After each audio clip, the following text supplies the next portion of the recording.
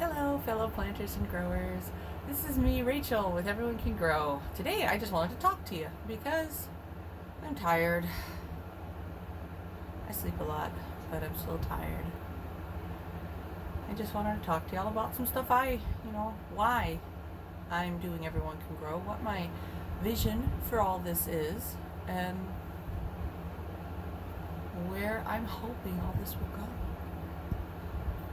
So, Everyone Can Grow, I think I've said this before, started as a college project for my master's in education, in environmental education, at Western Washington University back in 2017. This was my thesis, I can't remember what we call it, thesis project, field project, that's what it was, field project. Where I had to build a curriculum. Well, I had to come up with the whole premise of it. So my premise was build a curriculum to help people bring nature indoors who can't necessarily go outside and enjoy nature. You can see from my backdrop, I don't go outside much. And I love nature, and I grew up on a farm, and I just wanted everything to do with being outside and exploring. It's what got me interested in all this to begin with. Was my farm that I grew up on was a little 5-acre swamp bottom hillbilly hell in Arkansas that had everything on it. I saw every bird in my guide to Arkansas birds on that land except for the painted bunting. And I never did see a painted bunting. I've never seen a painted bunting with my own eyes. I've seen it in pictures, obviously. I had the bird book, but I always wanted to witness one, and I checked them off as I'd see them, and I did every one of those birds. I guess, and the Ivory-Billed Woodpecker, but they're maybe extinct, maybe not. I still don't know if it's been confirmed that they actually exist or if they were just being pileated and thinking it was ivory-billed. Hard to say. I don't know. I haven't been there in like a dozen years, so there you go. I don't know, and I'm not going back to find out. But there were these cool plants up this tree, because I used to climb trees back before I ended up the way I am now. And I thought they were tiny Venus flytraps up in the top of this dying pin oak tree. But they weren't. They were lichens. And I mean, it took me, I was like maybe 14, 15 when I saw those things and thought, oh wow, we have Venus flytraps. That's so cool. But I could never get them to close, even though I'd poke them. But that's because they weren't Venus flytraps. And I had this great argument with our local Forest Service person over these, they're called woolly blue violets is what they were called. And I swore up and down they were irises because they looked like miniature German irises, just little pretty German iris. Nope, it was a violet. But that was the beginning of my love of nature and my love of plants specifically. And I had this big garden where I was allowed to order my own seeds, choose my seed order, manage the garden. That was the farm part of our farm, I suppose. We had horses and turkeys and chickens and rabbits and ducks. But it was a hobby farm. It was all experimental. Everything was for us children. My dad really wanted us to know how to be self-sufficient, how to do these things, because it's a total dying art and absolutely imperative to know. But nobody knows it. Except for these factory farms, and that's not cool, but that's a different subject. I want to just talk to you about Everyone Can Grow and how it became what it is. So it started with that, and then I decided in 2008 with my sister, who was going to join the military. I wasn't at first, I was kind of on the fence on it. I didn't know, I was too scared to try. And my dad said I wouldn't do well, and I wasn't sure if I could do it, and I didn't know what MOS to pick. That's your occupation. That's what you do. I was 92 golf. I became a cook. I wanted to learn how to be a cook. I really thought, ooh, this could be my chance to learn how to cook, to see if I want to be a chef later. This could be great. It's a lot of hard work and long hours, and at that time, I really liked that kind of work style, lifestyle. I thought that the more work you did, to me, that was prestigious. And I still feel that way. Like, man, if you can work a 12-hour shift and go back the next day and do it again, you're just amazing. I'm just, wow, that's what I wanted to be.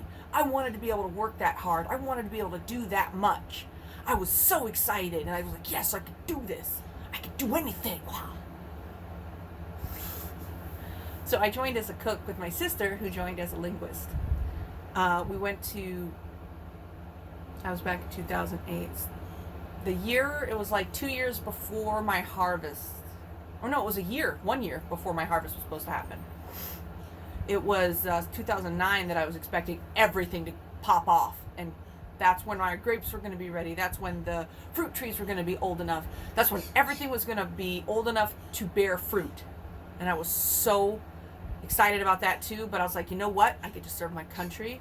I get to do something amazing, bigger than myself. I get to try something else. I get to leave Arkansas and see other things and do other things. And I wanted to do all of that. All of that mattered to me. I was very idealistic 19-year-old. And I really wanted to get out of Arkansas and do something else. And it's still my dream to build a farm somewhere else that's not in Arkansas. Because it's just too hot and humid, and I have skin problems and health problems, and it's just not worth it to be in that climate with my health, which I'll go into later. So me and my sister joined the Army, went to Fort Jackson, South Carolina. We were in the same company but different platoons. I got to see her every day through basic, and it was fantastic. Then that was so much fun. I know you're probably not supposed to have fun in basic. I had fun, okay? And it was hard. And yeah, the drill sergeants tortured us with physical training. I thought it was hilarious that we made sugar cookies by rolling in the sand after we got sweaty. It was like, oh, sand everywhere. Oh my God. Oh, I thought it was hilarious. Okay. I don't know. I guess it's just an attitude difference. That was my attitude at the time. No, it didn't bother me. Long rec marches, whatever. Look at all the stuff we get to look at. There's like all this cool stuff to see. What are you complaining about? I don't know. Everything was just bright and sunshine to me. I don't know, maybe I was dumb or something, but whatever. I had fun. And I went to Fort, oh, I probably just made a noise. This is my microphone. I went to Fort Lee in Virginia and did my cook training, which was cut short. We didn't even get 2 weeks of the training. They kicked us out real fast. I can't remember why. It was something that was going on, and they needed to get the next group of students in. So we just graduated really early and lost like 2 weeks of the courses out of like an 8-week course. So it wasn't a lot to begin with, and I didn't even get to really finish it, which I thought sucked, because that was kind of what I was hoping for, was the learning how to cook part. And then I got up. I was sent to Fort Lewis. It's now called Joint Base Lewis McChord, but back when I started, it was 2008, it was still Fort Lewis. It became Joint Base Lewis McChord like when I came back from Iraq in 2010, I think, is when they switched that over. Might have been 2011, I don't remember. But it's JBLM now instead of Fort Lewis. McChord is the Air Force base that's right by Fort Lewis, in case you're wondering. They are right, literally bordering each other, so they just combine them together. Whatever. So I went up there, and that's where I am now. I'm in Washington State. I'm still here. I'm actually still really close to the base, even though I'd really like to move on and move off and get away. I still haven't. we'll get there eventually. My sister's trying to graduate with her degree, and then we'll see where the family goes from there. Won't change my videos because I can do this from any bed anywhere in the United States or the world as long as I have my camera and internet connection.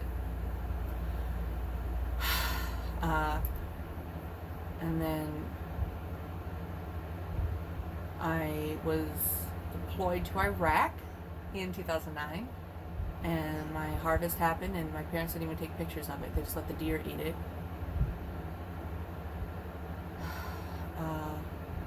And a bunch of terrible stuff happened to me in Iraq, and I was cannibalized. And that's all I'm going to say right now. I'll probably do another video at some point where I've really got my thoughts on how I want to really describe everything that happened, because it's not pretty. And I came back on a stretcher, and all I could think about was, I want to go home. And I didn't even have a home to go to because I didn't want to go back to Arkansas. I didn't want to go back to that environment. So I was pretty hopeless and lost, but I knew I wanted to get back to plants. I wanted to get back to God's green nature and earth, please. But I couldn't really walk, and I couldn't really move, and I had all these new disabilities and all these new limitations that weren't there before, and I didn't know how to deal with it all, and it took me a couple years to even feel like I wanted to keep going. I had gone from a beautiful flowering jade tree to a single leaf. I didn't even know how to start again. But the truth was, everything that I needed to start was still there. I still had my family, I still had God, still had everything I needed. So I started regrowing. My mom came up here immediately to be by my side. Then my dad. Then we moved my little brother up here. And then my sister, older sister. I'm the middle kid. And that's how it's been since. Everyone's here. That's my family. That's all I need. They're my fertilizer, my water, and God's my light. So I got my soil, I got my light, I got my water, I got my fertilizer. I'm good. I'll grow. I've been regrowing ever since. After all that, I went to college, and I wanted to do a forestry degree at Green River College. It used to be community college, now it's just college. Things change. Every time I start something, it changes. Like midway through community college, the forestry degree tanked. So I was like, oh shoot, they want 3 years for an associate's degree. I can't do that. And they don't have a bachelor's degree available, so I have to leave. So I left after my first year in forestry, went to the Evergreen State College in their Bachelor of Science, because they had this degree completion program which was exceptional, where you could start from anywhere, take whatever points, credits you had. Points, like I haven't been to college. Credits, and just dump them into that degree completion program and complete a degree. And I did that, and I did 2 years of hard science where I really tried to get into the science of plants. I've seen the practical application of the science, how they're managing forest systems, how they're keeping forests alive and going, and doing sustainable harvesting, and how that whole cycle works. Now I wanted to go into, how do plants work? How does the plant cycle work? How do forests build? How does a forest grow? How does an ecosystem become an ecosystem? And how does the environment maintain itself? So I took those two things when I graduated from Evergreen, which was right before this huge to-do about racism and stuff happened, which I won't go into, but it was a nightmare, and I have a lot of choice opinions about it that I won't state. So I took a year off, tried to get a job, still wasn't in good physical condition, still couldn't do what I needed to do, went to Garden Raised Bounty through the Mission Continues as a 6-month internship. The Mission Continues is a program for veterans, disabled I don't know if it's necessarily disabled veterans, but they took me as a disabled veteran, and they pair you with an organization of your choosing, and they give you a 6-month internship with that organization to complete a mission. My mission was to manage the Victory Farm at Garden Raised Bounty. As soon as I got to Garden Raised Bounty, Victory Farm collapsed. The women that Garden Raised Bounty was renting the land from, the lot from, I don't know what insanity ate them alive, but it was just that insane. And they were stressing out veterans, and they were basically trying to set the place up as veteran slave labor, and they would get all the profits from the sales of the vegetables and stuff, and they would get all the prestige and all the profits and everything. It was ridiculous. I was like, what the hell are these women trying to do? I'm glad we got out of it, but it meant that I was a farm manager without a farm. So I was given this tiny little itty bitty 500 square foot, not even that, just a friggin' tiny little space that was just a test garden in the front of Garden Raised Bounty, and told to manage that.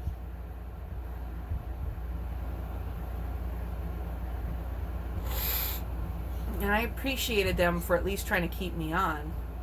And they did everything. It wasn't Garden Raised Bounty's fault, is what I'm saying. I was so disappointed in how everything worked. I was so disappointed in everything that happened, but it's not Garden Raised Bounty's fault. They're amazing. They're an amazing program. And I felt so unwelcome in the main part of the farm, which is where they have like the kids and stuff. Because Garden Raised Bounty's main program is a high school summer program to environmental education for summer for students, which was cool. And I just didn't really feel welcome on the main part of the farm, which I won't go into. It was only one person that kind of made me feel that way. Everyone else was super supportive.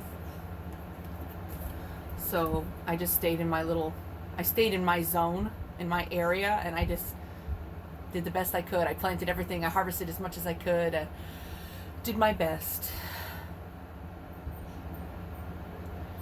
And I wasn't satisfied with just managing that tiny little space. And I also would help with the farmers market booth, which was a lot of fun. I'm so glad I got that experience. I suck as a cashier. I know that now. So now I know not to be a cashier.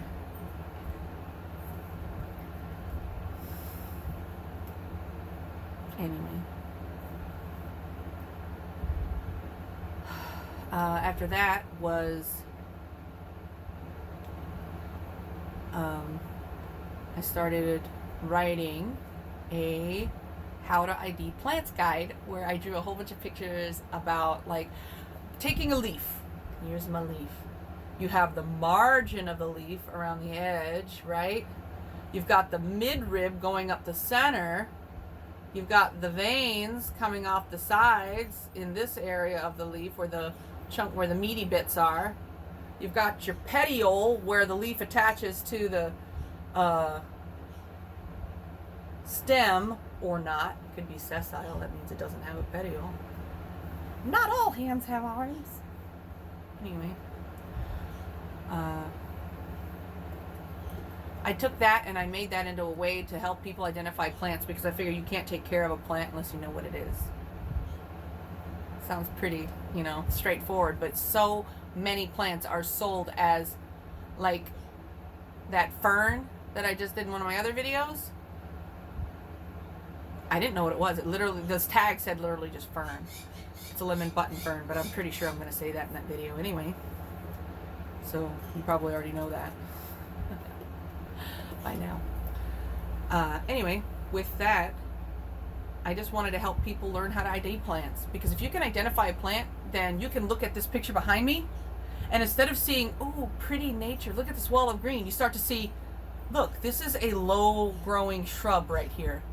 This is a different type of shrub with a different leaf morphology. Look over here. There's some type of fern possibly, and this is possibly a fern too, right here. Look down here at this stuff on the ground here. There's at least 4 or 5 different species growing right here in this one space on this picture. Look at this big tree and this other big tree. Are they the same species? Are they something different? There's so much to see in this picture, but most people are just going to see a wall of green. They're not going to notice this isn't a green screen. This is life behind me. This is an entire ecosystem. I bet if I really got down to it, there's probably about 15 species in this picture. Whether they're real or not, or photoshopped together, doesn't really matter. You could still pick them out and be like, okay, these are different species. Look at the morphologies. And I wrote a little manual on how to do that. And it just lights me up. It's amazing. There's so much diversity out there. Yeah, I have a little whiteboard I'm playing with. There's nothing on it though. Sorry. I should have wrote something. I'm just really nervous and I get really fidgety, so I'm fidgeting with something that I have nearby. You might do the same thing. You might notice you do that too. That's okay. Do it. But it's just so exciting. And it's everything to me. And that's why I'm doing this.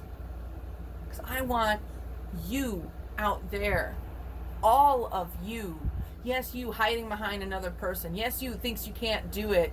Yes, you who thinks that, this is too hard. I can't do this. I want you to be like, no, it's not too hard. Yes, I can do this. I got this. Because you do. And you can grow plants and you can grow yourself.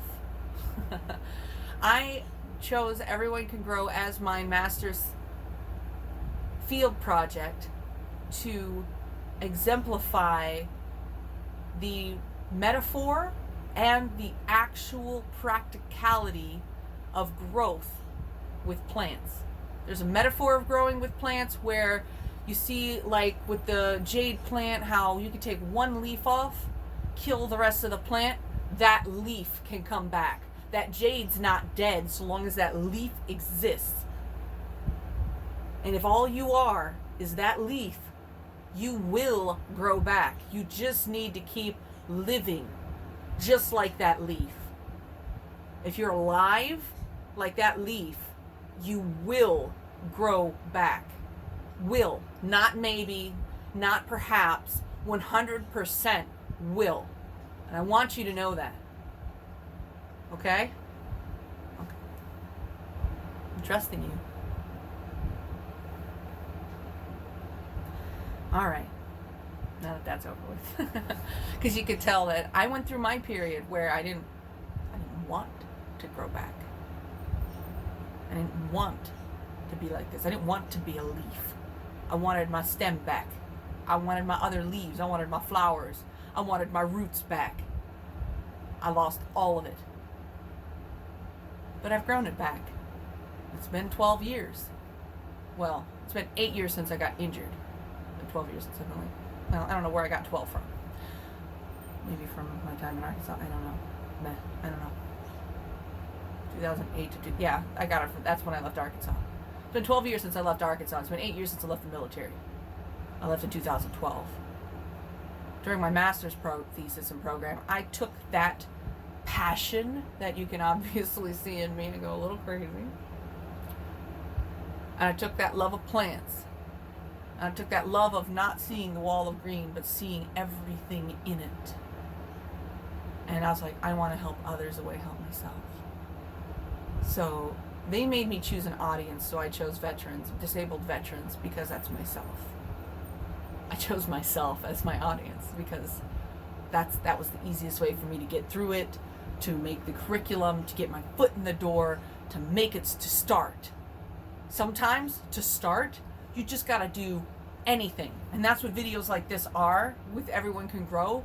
This is me starting. This is me putting myself out there. Even though, believe it or not, this is the last doggone diggity cracker jacking thing I wanted to do. Put my face on the internet. Put myself on the internet for the world to see. No, I didn't want this. I wanted to start locally. I wanted to do classes locally. I wanted to meet people and make connections. But then COVID happened. And all my classes that I was hoping to do, which probably wouldn't have worked anyway for a few quarters until I started getting traction, all got canceled. And that's when I realized how unprepared I really am. So that's why I'm doing these videos now. I know this is long and probably no one's going to watch it, and that's fine. Maybe I'll break it into 2 videos. Probably not, though. So that's why I chose this. That's why everyone can grow. Because it's exactly what it says it is. Everyone can grow. Plants, yourself, whatever needs growth, you can do it. And everyone can grow is here for you. I'm just Rachel with Everyone Can Grow. I don't have to be alone in this. You are a part of Everyone Can Grow if that's what you want. And I really hope one day to set up a mentorship program to put planters and growers together and allow them to mentor each other on a volunteer basis as wanted, as desired, to connect people together, online, in person, whatever. And I want to be there with all of you, helping you grow in whatever ways you need to grow. And I want to put together, my ultimate dream is to start my own indoor plant nursery with bulk containers where you can buy just what you need for your project to make it absolutely affordable for anyone. So if all you want is a potted plant, you can come in, choose your plant, get paired with somebody, a volunteer or myself or whatever. If I could hire people, that'd be even better, because I think everyone deserves to be paid for their work, but I have to realize that the reality of the situation is probably going to be more volunteer work, because that's what I had to do with Grub, was volunteer. If it wasn't for the Mission Continues, I wouldn't have been paid for that internship, and I wouldn't have been able to do it because I didn't have that kind of money. And I understand if everyone else doesn't. I get that. But that's what it's all about. And I want them to be able to come in, get their plant, volunteer. Here's how you repot a plant. Here's how you build a terrarium. And then have them buy only what they need for that project. And that'll make it as cheap as feasibly possible in a capitalistic society. It would make it work. But getting to that point means getting traction. Getting to that point means doing a lot of other things. And at some point, I do want to start a mentorship, peer support program. Peer support's so important, and it does so much good. Just listening. Learning how to listen it sounds so easy. Oh, I can listen. Well, there are techniques that can help you listen even better and help you acknowledge the person that is talking to you. And I want to be able to teach people that, and I want to be on the level where I can, or find somebody who will pair up with me and work with me that will help me teach people that. Even if I'm not the most qualified for that part of it, yeah, I can handle the plants. I can build all the cool little doohickeys you'll see on the channel. I can do all that. But there's more to it than that. And that's where Everyone Can Grow is going.